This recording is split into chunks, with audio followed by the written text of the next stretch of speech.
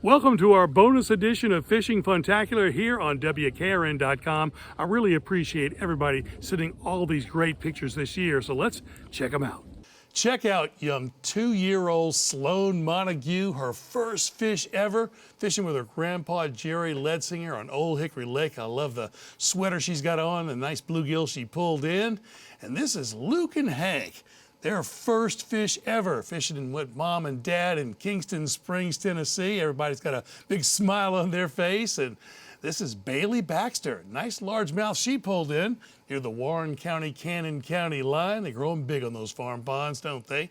And Noah and Andrew Tomeko. They got to go down during fall break to Destin, Florida, pull in some of those good, tasty redfish. Bet you they had a nice dinner there.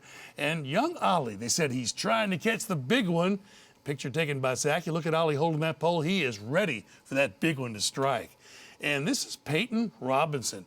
Her first time fishing ever. She was at Shelby Park, a great place to fish from the bank, by the way, stocked with all kinds of fish. She was with the TWRA on the fishing day on the lake. Good job there, Peyton. I think she had a red-eye bass there, by the way.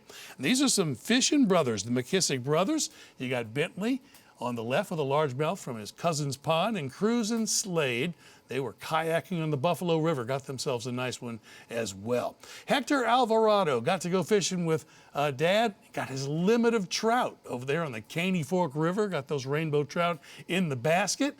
And Jack is on the left with a catfish, and Lolly on the right with a largemouth bass. They were fishing at Pop's Farm in Auburntown, Tennessee. And Gunnar Merlot, his first catfish ever, he was at Timms Ford Lake, and they said he didn't really like messing around with those chicken livers. And you know what, Gunnar, I don't really like touching those things either, but I don't mind the catfish just like you. Catching the catfish are a lot of fun, and they're good to eat as well, as you know. Garrison Reed got to go for his 10th birthday on a trip to the Gulf of Mexico, and looks like he got a lot of mingo or Vermilion snappers there. They're just like red snappers, but they don't get as big. But I tell you what, I know for a fact that they taste just as good. And Alexander Martin on the kayak there with a nice largemouth he caught while kayak fishing. So much fun there. And check out this. This is a 49.1 pound blue catfish that Chris Stewart caught at Reed's Pay Lake up in Berea, Kentucky. That's a monster he got there, Chris. And Mac Meadows sent this picture of the largemouth bass he caught on Old Hickory Lake. If you wonder why they call him largemouth, I think the picture sort of tells the story. And Hunter Turner, he's got a nice largemouth. He's from Gamaliel, Kentucky. He was up at Papa Jimmy's Farm Pond in Kentucky, pulling in a nice one there. And John Parrott, check out the 23-pound tuna fish. He was down in Galveston Bay in Texas. That must have been fun to pull in and fun to eat as well. And Mary Lynn Feltz, she said she had a fun day fishing with her husband Jerry on Woods Reservoir, pulled in a nice sunfish there.